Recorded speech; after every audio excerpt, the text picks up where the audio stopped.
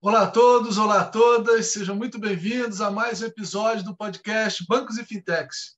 Aqui quem fala é o seu host, Marcelo Pessoa. Hoje a gente vai falar de cybersecurity ou cibersegurança. Mas antes eu queria chamar a nossa querida co-host, Patrícia Elo. Tudo bem aí, Pati? Dá um alô para a gente e aproveita e já apresenta aí o nosso convidado de hoje, por favor. Oi, Marcelo. Hoje é uma honra. Eu acho que é um assunto que está super em alta aqui, que está todo mundo desesperado com o crescimento aí, né, de dados, inteligência artificial, de tudo que está acontecendo aí no mundo. E ele está aqui para tirar todas as nossas dúvidas. É um cara que eu, nossa, super admiro. E é o Wagner. Hoje ele está como head, né, de cybersecurity ali da Front Tecnologia, que trabalha no Santander. E aí, Wagner, eu queria que você falasse um pouquinho aqui da sua trajetória profissional. E aí eu já vou emendando, assim, já que eu sou acelerada aqui, estou morrendo de curiosidade. Eu já quero acelerar para a primeira pergunta, que eu quero saber quais são as maiores ameaças de segurança cibernética, né, enfrentadas pelos bancos e pelas fintechs. Já fala tudo aqui para a gente. Seja bem-vindo. Muito obrigado. Primeiramente, boa noite a todos. Obrigado pelo convite. Obrigado, Marcelo. Obrigado, Patrícia. Acho que esse vai ser um bate-papo super interessante. Eu sou um amante de tecnologia, fanático por segurança, por cibersegurança. E vou me apresentar. Eu sou o Wagner, estou aqui, tenho 38 anos de idade, fazendo 39, beirando os 40, estou chegando. Trabalho com segurança, acho que sou entusiasta de identidade. Eu comecei na tecnologia com infraestrutura e muito olhando para a identidade, sempre dentro do mercado financeiro. Então, passei por gateways de pagamento, passei por subadquirentes, adquirentes, fintechs, bancões, como a galera gosta de chamar, os grandes bancos brasileiros, corretoras de investimentos, e hoje eu sou head de segurança de arquitetura dentro do Santander, aqui na First Digital Service, que é a nossa empresa de tecnologia que provê todos os serviços, tecnologias e habilita novos negócios para a nossa grande empresa de consumo, que é o Santander. Muito obrigado pelo convite. Legal. Parabéns aí pela trajetória, né? Eu já estou te acompanhando, era Itaú, foi Modal, Santander, está sempre aí nas grandes casas, muito bacana todo o seu trabalho, sou super admiradora aí. E conta pra gente, né? Quais são as maiores ameaças, o que a gente tem que se preocupar? Conta aqui pra gente. Hoje a gente pode separar, vamos separar aqui em dois pilares as ameaças, né? A primeira ameaça que eu vou falar é engenharia social, que a gente ouve muito falar. Eu acho que a engenharia social nos afeta como pessoas, como clientes, dentro dos nossos bancos, das nossas instituições financeiras. A engenharia social nada mais é do que uma forma, seja do fraudador ou do agente malicioso, como a gente se refere aí às pessoas mal intencionadas na literatura, na forma dele querer ludibriar você, seja para obter uma informação sigilosa, seja para obter dados confidenciais que você possa vir a ter, ou até mesmo, como no nosso caso aqui de bancos e fintechs, ter o objetivo maior, que é acesso ao dinheiro. Então, como que essa engenharia social hoje ela ocorre? Ela ocorre por meio de uma ligação, a gente chama ali do golpe da falsa central telefônica, onde alguém liga para você se passando por um colaborador da sua instituição financeira, no intuito de conseguir os dados de login e informações confidenciais para ter acesso à sua conta. Ela ocorre muito também por links maliciosos. Esses links eles são recebidos via phishing e smishing. O phishing, esse termo, é o que a gente recebe por e-mail, e o smishing que a gente recebe por SMS, prática muito comum utilizada no Brasil, onde seja uma informação de atualização de cadastro, seja uma informação que você tem um valor de Pix que está bloqueado na sua conta e você precisa acessar aquele link para liberar. Então, a primeira grande dica aqui, se você não cadastrou o seu e-mail para receber um extrato, uma informação recorrente, o banco ele não entra em contato com você por esses canais. Então, na dúvida, antes de clicar, entre em contato com o seu assessor, então, com o seu responsável. Link nenhum, não é isso, Wagner? Nenhum. Ele não vai te mandar nenhum contato pedindo para você atualizar um cadastro por SMS ou por e-mail, a não ser que você previamente tenha habilitado essa comunicação, tenha solicitado essa comunicação para a instituição financeira. Então, desconfie sempre desses links e, na dúvida, entre em contato com quem é o seu ponto de contato na instituição. Pode ser um assessor, pode ser um gerente de contas ou qualquer outra figura que você tenha que te dê o assim, suporte. até para as pessoas que estão escutando a gente aqui, né? Até porque se você quiser fazer uma alteração cadastral, é melhor você entrar no site, é muito mais seguro, né? Do que, mesmo que você peça ali um link, né? Alguma coisa assim, não faça. Entra no site e faz, né? Que seria melhor. Exato. Os canais oficiais da sua instituição, eles vão ter o que a gente chama de guarda-reios. Então, para você fazer uma atualização cadastral, geralmente você vai ter que inserir algo que você sabe, pode ser uma senha, por exemplo, tá? Se você tiver num canal físico, algo que você tem, pode ser o seu próprio cartão ou algum outro dispositivo, um QR Code, ou algo que você que a gente usa muito hoje a biometria, seja a biometria facial, seja o próprio fingerprint, que é a nossa digital. Então, essas camadas de reconhecimento concatenadas, ela te traz uma segurança para você não venha cair num golpe ou numa fraude. Então, preciso atualizar um cadastro? Vá pelos meios, pelos canais oficiais, seja o seu aplicativo instalado em seu smartphone ou via Internet Bank, pelo site oficial da sua instituição financeira. Não passe nenhuma informação por telefone, nem por SMS. Perguntar aqui, ó, sou da pergunta. E também, às vezes, eu lembro que fizeram um teste uma vez, vem coisa assim de entretenimento, você ganhou convite, não sei o quê, né? Também é para desconfiar dessas coisas, assim, que também tem sido utilizado isso, né? Esses são os phishings clássicos, né? Geralmente muito comum na época de datas festivas, dias das mães, dia dos pais, Páscoa, Natal. Então, os atacantes eles elaboram essas artes, muitas vezes eles clonam a identidade visual da sua instituição financeira, mas se você ficar bem atento, o link ele vai ter sempre um erro de ortografia, ele vai ter algum detalhe. Mas, na dúvida, entre em contato com o canal oficial da instituição e confirme se aquela campanha, se aquele brinde, se aquele benefício que está sendo oferecido, ele é válido, porque a instituição vai poder te confirmar se aquela comunicação é original ou não. Essa daí, muita gente cai. Nossa, quando Muita. Uma interessante tudo que você está falando, a gente ouve muito também quando, por exemplo, existe algum lançamento, né, de produto, ou muitas vezes alguma questão regulatória, né, entrando no ar. E a gente sabe, eu vivi muito perto até numa fintech isso, na entrada lá do Pix, o pessoal fez assim, havia uma falha, um erro, né, aí código não testado e simplesmente raparam milhões de reais da fintech, né? Como é que é isso também, né? Esses momentos críticos assim pelos quais você tem que ter uma atenção triplicada. E como é que é isso, por favor, cara? Agora vamos falar então do outro lado, né? A gente falou um pouco de proteção de clientes, de pessoas, como que você pode se blindar, porque não adianta nada nós, como instituição, também criarmos N proteções se o cliente ele não tiver esse programa de conscientização muito forte, e isso as instituições trabalham muito com os seus clientes. A conscientização do cliente para que ele não venha ser vítima de um golpe e possivelmente ter uma perda financeira. Do lado da aplicação, nós temos várias camadas para evitar esse tipo de falha. Então, hoje a gente começa ali com o que a gente chama de uma análise estática de código. A hora que o desenvolvedor está ali construindo o código dele, construindo a aplicação dele, é extremamente necessário que ele coloque duas camadas de análise nesse código. A primeira camada é uma camada de qualidade do código, onde ele vai olhar ali se as melhores práticas de qualidade, performance estão sendo seguidas, para na hora que você buildar esse código, que você levar ele para a produção, transformar ele numa aplicação, ele tenha performance, ele tenha resiliência, ele esteja ali enquadrado com as melhores práticas de desenvolvimento.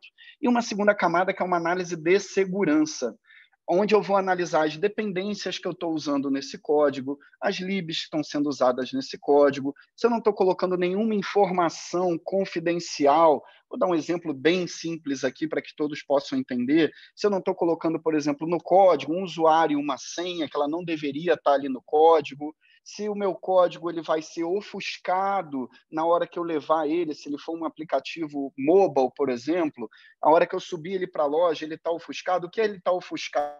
Ele está embaralhado, outra pessoa não conseguir ter acesso a esse meu código e ler todas as instruções que estão ali nele, as chamadas de segurança, as chamadas de autenticação. Então, é super importante essa camada também. A hora que a gente vai buildar, hoje a gente fala muito em DevSecOps, né? Em ter uma automação, em ter uma pipeline, em ter uma esteira para ganhar velocidade na questão dos deploys que são feitos nas aplicações. Porque, pasmem, tá, pessoal?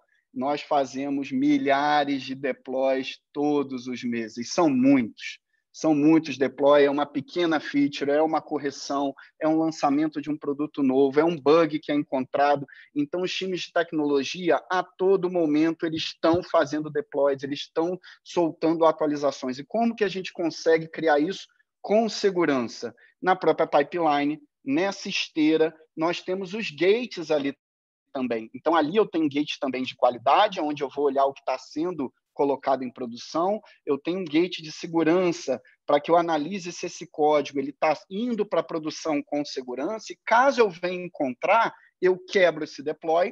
Eu consigo empoderar o desenvolvedor dizendo, olha, nesse deploy, na linha 52, você tem uma vulnerabilidade crítica. Essa vulnerabilidade, o nome dela é esse, e aqui está como você corrige essa vulnerabilidade. Então, o desenvolvedor ele consegue voltar para a mesa, corrigir aquele bug, submeter novamente o deploy dele e assim levar um código seguro para a produção.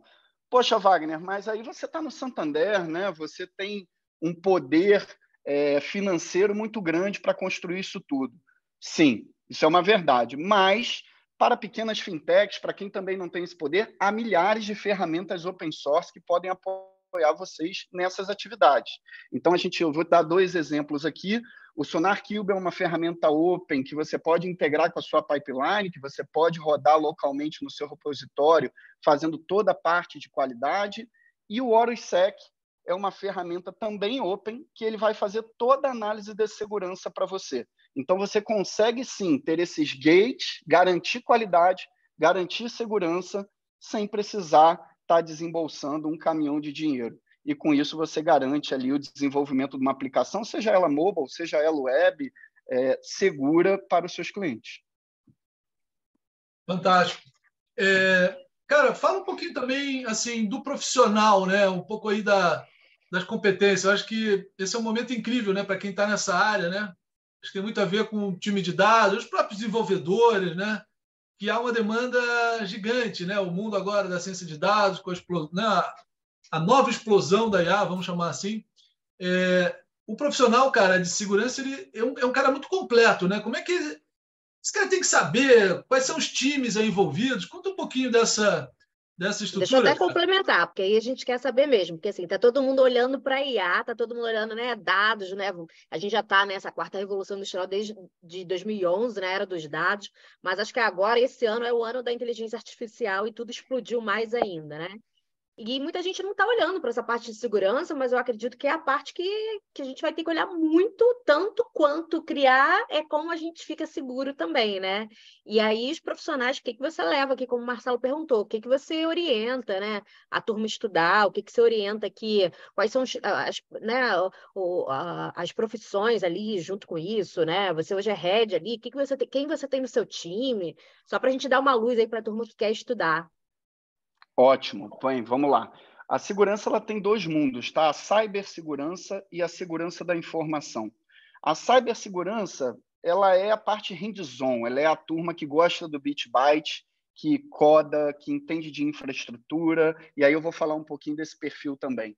E a área de segurança da informação é toda a nossa área de processos, de procedimento, de políticas, de governança da segurança, que tem uma extrema importância igual a cibersegurança. Então, se você tem um perfil hoje, se você é uma pessoa que gosta de processos, que entende de políticas, que está super ali ligada à governança da tecnologia, a área de segurança da informação pode te ajudar muito. E aí a gente tem alguns frames aqui que podem também te auxiliar no conhecimento, ITIL, COBIT, ISO. Então, mergulhe nesse universo, estude esse material, existem certificações para comprovar o seu nível de conhecimento em cada tema, e eu tenho certeza que você vai começar a traçar uma carreira maravilhosa dentro de segurança, sem ser uma pessoa técnica, porque a segurança ela não é exclusiva para quem desenvolve, para quem coda, para quem entende do bit byte.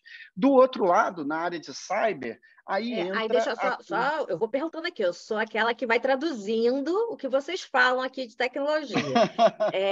Então, esse aí seria a segurança da informação, que é LGPD. Então, é para a turma, tem várias, eu vi lá que tem várias certificações que você pode tirar também, né, para trabalhar com segurança da informação. Então, esse é um ponto ali, o que a gente pode fazer com os dados das pessoas e o que a gente não pode, né? Isso aí também é o que seria. Ele vai trabalhar em cima do que a gente chama da tríplice da segurança da informação, que a gente chama de CID, confidencialidade, integridade e disponibilidade dos dados. Em cima disso, existem muitas boas práticas para garantir a CID. Esse profissional ele vai escrever os processos e as políticas que devem ser implementadas pela área de tecnologia para que essa CID se mantenha, o dado seja confidencial, só acesse quem tem permissão para acessá-lo, ele esteja íntegro, então ele não venha a ser alterado por uma pessoa que não tem acesso àquele dado, e ele esteja disponível sempre que for necessário consultá-lo. Então, as boas práticas são escritas por esse time. Legal. Então, tá bom. E aí agora a outra parte é a parte técnica, né? Então, conta aí para gente. Agora, do outro lado do mundo, a gente brinca com as cores aqui, né? Nós temos o Blue Team, o Red Team, o Purple Team, e trocando em miúdos aqui, um time é um time de ataque, é o que a gente chama de hacker ético, são os times que promovem testes de intrusão em aplicação para que eu possa simular uma invasão e, caso eu encontre uma brecha, um bug, eu consiga municiar o time de desenvolvimento com aquela correção antes que aquela vulnerabilidade seja explorada por uma ameaça e se materialize um risco. Então, esse time ele tem esse papel. Quem é esse profissional? Esse profissional é um desenvolvedor. Então, se você hoje praticamente o glamour da área de cibersegurança, quando a meninada, né? Hoje eu já posso falar isso, beirando os 40, quem está entrando, quem está começando a estudar, quando você fala em cyber, ele quer fazer intrusão, ele quer fazer um bypass de um sistema, e é super importante, então, você aprender uma linguagem. Wagner, que linguagem? Eu começaria por Python. Eu acho que se hoje você quer trabalhar com segurança, comece a estudar Python, uma linguagem fácil, e dali você tem outras linguagens usadas em alta escala no mercado, como Java, como .NET, mas uma porta de entrada eu recomendaria o Python por ser uma linguagem simples, e dali você já consegue fazer muita coisa de testes de intrusão dentro da área de cibersegurança. Do outro lado, a gente tem o Blue Team, que é o time de defesa. É o time que o que esse time aqui testa de ataque, de intrusão, explorando vulnerabilidades da aplicação, o time de defesa ele é um time que ele constrói a detecção e os guarda-reios dessas ameaças. Qual é o perfil desse cara de defesa? Geralmente ele é um cara muito que vem da infraestrutura, com uma sabedoria de network muito elevada, então TCP/IP, como que ele funciona a fundo, e ele vai construir toda a visão de anomalias de rede. Quando eu começo a fazer um ataque, seja um bypass de uma aplicação ou um ataque que a gente chama de brute force a um serviço de identidade, ele consegue detectar isso e assim a gente fazer uma resposta a esse incidente, seja derrubando a máquina que está fazendo o ataque, seja bloqueando na borda, no firewall, que é um equipamento de borda, para que aquele tráfego não entre mais na minha rede. Então, a gente tem esses dois times sempre trabalhando muito próximos. O time do Red Team com o time do Blue Team, ataque e defesa. Hoje a gente trabalha com times de Application Security, com times de Purple Team. O Purple Team é um time que ele tem um viés de ataque e defesa ao mesmo tempo. O time de Application é um evangelizador da cibersegurança, trabalhando muito próximo do desenvolvedor, capacitando ele no tema de segurança, explicando a ele melhores práticas de desenvolvimento seguro. Então, quando você olha para ataque, Application Security, pré-requisito, aprenda a desenvolver. Ali você tem que saber linguagem de programação, ali você tem que ser um desenvolvedor. Quando você olha para o time de defesa, Wagner, eu não preciso desenvolver no time de defesa? Claro que precisa. Se você souber desenvolver, você vai ser um profissional ainda melhor, mais completo. mas eu conheço boas pessoas que atuam, são especialistas em detecção de ameaça, que elas vêm de rede, que elas vêm de banco de dados, de sistema operacional, que são skills que vão somar demais com você também. Ô, Wagner, uma curiosidade, cara, eu sempre fico pensando, né? Aí duas perguntas, na verdade. Essa história toda de nuvem, né? Eu acho que por muito tempo teve pelo menos um mantra aí, né, que se repetia que não é seguro, né? O cara ir para a nuvem e tudo mais. E aí as instituições financeiras, né, acho que tinham, né, esse receio. Isso está vencido, cara? Como é que está hoje essa questão? Porque também a gente ouve assim, pô, é melhor você estar na nuvem, que você vai ter muito mais recursos, né? Quase que assim, as a service de segurança, do que se você quiser implementar isso tudo sozinho, né? Como é que está essa confiança aí de nuvem versus, ok, né? A segurança também no seu nível máximo. Como é que é isso, por favor, cara? Hoje a gente chama isso de ambiente híbrido, né, Marcelo? Eu tenho uma parte da minha tecnologia dentro de casa, on-premise, eu tenho uma parte que ela está em cloud pública, seja AWS, Azure, Google Cloud Platform, Oracle, a gente tem já vários sabores. Na minha visão, e aí a opinião do Wagner, a cloud pública ela é segura, sim, mas há uma responsabilidade compartilhada quando você vai para a cloud. Então, quando você usa um modelo de infraestrutura as a service, por exemplo, você, como dono daquela infraestrutura, tem muito mais responsabilidade por ela do que o provedor da cloud que está te fornecendo o serviço. Então, o que hoje aqui, por exemplo, o movimento que a gente faz muito dentro do banco hoje, eu quero ir para a cloud, mas eu quero usar serverless, eu quero usar software as a service, porque eu quero abstrair essa questão de sistema operacional, atualização do sistema, obsolescência do hardware que eu tenho ali, de tempos em tempos eu tenho que trocar o disco, eu tenho que trocar o servidor, eu tenho que trocar o bare metal, isso fica obsoleto. Então, para mim, o ganho da cloud é quando você consegue utilizá-la usando serviços nativos, isso é um fato. Mas é super importante você ter profissionais capacitados. As grandes brechas de segurança hoje nos serviços de cloud, elas estão ligadas a misconfiguration, elas estão ligadas a configurações realizadas de forma errada. Vou dar um exemplo. Quem usa a AWS hoje vai entender o que eu vou falar. Existe um bucket na AWS que se chama S3. Como se fosse um serviço de armazenamento de dados. Hoje, se você fizer um filtro na internet, existem milhares de S3 públicos. Por quê? Porque ele está configurado errado. Qualquer pessoa pode ir lá e acessar aquela informação que está dentro dele. Isso torna a cloud insegura? Não, isso é um erro de configuração. A cloud é super segura. Então, você está iniciando uma jornada para a cloud, primeiro ponto, tem as pessoas certas no lugar certo. Contrate pessoas para trabalhar com você que estejam capacitadas naquela tecnologia. E mais uma dica, comece com uma cloud só. Eu vejo muita gente hoje migrando para... Eu vou usar AWS, Azure, GCP, eu vou usar tudo junto. Poxa, então você vai ter que ter um time com um especialista em Azure, um especialista em GCP e um especialista em Google Cloud Platform. Porque todas são cloud públicas, mas têm os seus serviços diferenciados, as suas formas de configurar diferenciadas, e isso traz um desafio a mais para os times de segurança. Quando eu estou utilizando uma cloud só, eu consigo capacitar o meu time muito mais rápido. Quando eu estou utilizando 3 clouds, eu tenho o desafio de ter pessoas com skills distintos dentro desse time. Cara, perfeito. Outra curiosidade, cara, assim, quando você fala fintech e os bancos, né?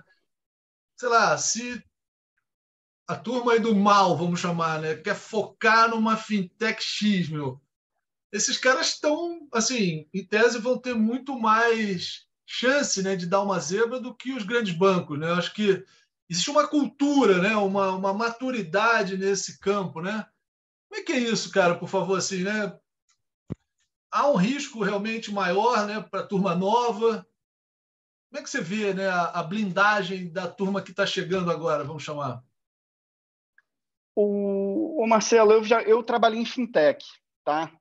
E a gente tinha uma maturidade de segurança muito grande na fintech, porque a hora que você está lidando ali, que o pote de mel é o dinheiro, o assunto de segurança ele é muito forte dentro das fintechs também. Mas se eu pudesse deixar uma sugestão aqui se você hoje está estruturando uma fintech, monte a sua área de segurança. Tenha um especialista em segurança para que ele comece a te suportar e te auxiliar desde o momento do desenvolvimento, e a gente vai falar de SDLC, que é todo o ciclo de desenvolvimento seguro do software. Então, a gente falou um pouquinho aqui de esteira, a gente falou de qualidade, nós falamos de teste de segurança, pen test, que é esse teste de intrusão, e tem empresas no Brasil que têm uma maturidade até de ter programas de bug bounty, onde você consegue cadastrar a sua aplicação para que pesquisadores externos, até de fora do Brasil, eles possam procurar bugs, procurar brechas,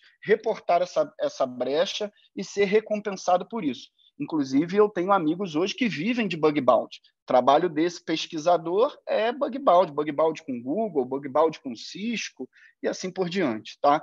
Então, a primeira sugestão tenha um time para que te suporte. Se você não puder ter um time, traga um bom profissional, comece a construir esse ciclo de desenvolvimento e os seus guarda-reios. Hoje tem empresas no mercado que também você pode utilizar, como a gente tem chamado, né? SOC as a Service. O SOC é um Security Operation Center.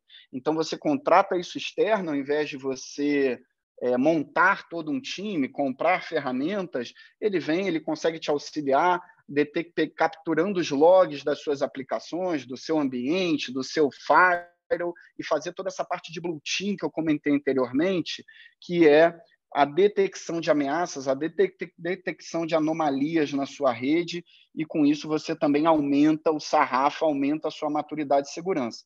Então, tem várias formas de fazer. Eu acho que vai depender do tamanho do negócio e da receita que esse negócio está naquele momento, mas para quem está no zero, traga uma pessoa, porque a gente tem N sabores de ferramentas open source para te auxiliar e te aumentar a sua maturidade. Se você já está no meio do caminho, se você já tem um negócio que gera receita, que ele já é rentável, você tem a opção de só que as a service, montar um time mais robusto e, lógico, dentro dos grandes bancos aqui, hoje o meu time, por exemplo, eu tenho mais de 200 profissionais focados em segurança.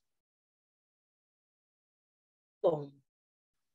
Então, assim, o que mais que a gente pode falar aqui? Ó, já está encerrando aqui, né? Se deixar o Marcelo vai te perguntar um montão de coisa, eu também. Mas, como a gente falou que é curtinho para a turma poder assistir, fala aqui mais, assim, qual o recado que você gostaria de deixar para as pessoas aqui, falando de cibersegurança, o que você vê aqui para o futuro, né? O que você quer deixar aqui de recado aqui para a turma? Legal. Bem, pessoal, primeiro, quem quiser conectar comigo aqui, meu LinkedIn é Wagner Vale, pode me mandar mensagem lá. Eu demoro um pouco para responder devido ao dia a dia, mas eu estou sempre conversando com a turma sobre cibersegurança, sobre tecnologia, inovação, então fique à vontade. Para quem está querendo entrar na área, se você está estudando tecnologia, está na faculdade, está estudando uma linguagem, é um entusiasta, está fazendo também um shift de carreira, segurança da informação é uma área super promissora. A gente vê aí pelos próximos 10 anos ainda um déficit de profissional nessa área. Então, estude os conteúdos. Poxa, Wagner, eu quero ir para a parte de testes de segurança, intrusão, sem problema nenhum. Seja um bom desenvolvedor, comece a estudar por Python. De Python, se você trabalha numa empresa que é Java, que é .NET, se aprofunde, seja especialista nisso. Tem uma área que ainda tem poucos profissionais no Brasil, que é a área que eu amo, que é a IAM, que é a área de identidade. Então, essa área também, hoje, para vocês terem ideia, eu tenho N vagas aqui no meu time e eu não tenho profissional. Eu não consigo achar profissional de IAM dentro do mercado. Então, é uma outra área que, se você tem interesse, me procure, eu posso passar N materiais para vocês estudarem, mas é uma área super promissora. E a área de detecção, que é a área que não é glamourosa da segurança, porque você não está invadindo nada, você não está copiando dado confidencial de ninguém, mas essa área, para quem hoje já atua com infraestrutura, então, se você desenvolveu sua carreira em rede, se você foi um cara de servidores, de banco de dados, de sistemas operacionais, pense também em entrar aqui nessa área de segurança, de detecção, de Blue Team, porque nós temos uma remuneração diferenciada dentro da área de tecnologia e, no fundo, você vai ver um pouco de tudo aqui. É o que eu falo, seja especialista em uma coisa para começar a trabalhar com segurança, mas depois a segurança vai te abrir um leque que você vai ter que entender um pouco de tudo. Você vai ter que entender de aplicação, você vai ter que entender de cloud, você vai ter que entender de sistemas operacionais, e aí você vai se tornar um profissional diferenciado no mercado. Frequente congressos, a gente tem bons congressos no Brasil, inclusive, deixando aqui, a gente está no dia 27, dia 1º agora a gente tem o Web Summit no Rio de Janeiro, vai ser a primeira vez desse evento de tecnologia no Brasil. Eu estarei lá, vai ser um evento sensacional. Eu também vou estar. Vai todos os dias? A gente vai se ver lá. Estarei lá segunda e terça. Segunda e terça legal. estarei no evento. Então, frequente congressos, faça network, esteja antenado ao que está acontecendo no mercado de tecnologia. Tem o TDC, que é um evento sensacional também, que roda todo o Brasil, dentro das faculdades. Crie uma conta ali, eu gosto muito do Medium para escrever um artigo, para compartilhar ideias e informações com a comunidade da tecnologia e fomentando esse compartilhamento. Quem ensina aprende 2 vezes, né? Então, essa é a dica que eu deixo final. Agora, o Wagner, só para fechar, cara, uma questão, né? A gente está vendo aí a chegada, né, principalmente do real digital, né, e o próprio Banco Central escolhendo aí uma blockchain e tal para rodar, né? Como é que você está, sei lá, e os bancos ainda estão longe disso, né? Eu acho que não tem aplicação nenhuma aí crítica do dia a dia que impacte o cliente nesse ambiente. E isso no cenário de curto prazo aí deve acontecer, né? Como é que vocês estão se preparando, cara, para migrar, né, ou para ampliar assim, botar o blockchain dentro do universo aí de hipersegurança? Como é que está isso? Marcelo, aqui eu vou falar um pouquinho como estamos aqui, tá? Aqui no Santander, hoje a gente tem uma área específica de inovação de moeda digital. Então, a gente está olhando com bastante carinho, uma área super estratégica que a gente tem aqui no banco. A gente montou um time de desenvolvedores aqui no banco. Então, a gente tem um movimento muito forte de moeda digital aqui no banco, seja blockchain, dentro do Santander. Não estou muito antenado como é que isso está rodando em outras casas, tá? Quando a gente fala um pouco do real digital, aí o real digital, eu tenho uma opinião um pouco polêmica sobre ele, porque eu acho que o real digital ele tira um pouco, ele desempodera um pouco o cliente, o brasileiro, a escolher uma instituição com quem ele quer transacionar. Ele acaba centralizando tudo no emissor, que seria o Banco Central, onde você vai ter um wallet ali do Banco Central, onde as regras elas são ditadas pelo Banco Central. Então, a gente precisa entender um pouco ainda como que isso iria funcionar. A gente tem alguns países que já implementaram, né? Se não me engano, a China, e mais não me recordo, a China eu tenho certeza que já está rodando com moeda digital ali em paralelo à moeda física para pagamento de taxas de governo, mas é aguardar um pouco como é que o Roberto vai tocar essa frente do real digital, se ela vai ser um pouco mais flexível, se ela entra também no início só pagando taxas de governo, mas eu gosto muito da gente ter a liberdade de escolher com quem a gente quer transacionar, com quem a gente quer se relacionar financeiramente. E quando eu falo ali um pouco de SD, de Central Digital, né, eu acho que a gente não tem essa opção. Não, maravilha. Cara, obrigado demais aí. Acho que foi uma baita aula aqui, né? E que bom, né, ver todo esse cuidado aí, né, para a gente estar tranquilo, né? E ao mesmo tempo alertando, né, as pessoas, né, sobre essas práticas aí que, pô, toda atenção é necessária. Sensacional, mestre. Te agradeço muito aí, foi muito bom. E vamos mantendo o contato aí. Patrícia, quer... Obrigado. Super obrigada. Uma honra ter você aqui. Adorei nosso bate-papo. Volte mais vezes, sempre que tiver novidade aí, vem aqui falar com a gente, para a gente colocar aqui na nossa comunidade também de bancos e fintechs, que a gente fala muito do futuro aqui. Então, te aguardo aqui. O convite está sempre aqui quando você quiser estar com a gente. Obrigada. Maravilha, pessoal. Eu que agradeço. Foi ótimo bater esse papo com vocês, mesmo sendo super rápido. Espero que quem está nos ouvindo tenha gostado bastante, tenha conseguido pegar alguns insights e depois, quem quiser aprofundar, estou à disposição. Fique à vontade para me procurar. Obrigado, boa noite. Obrigado, gente. Tchau.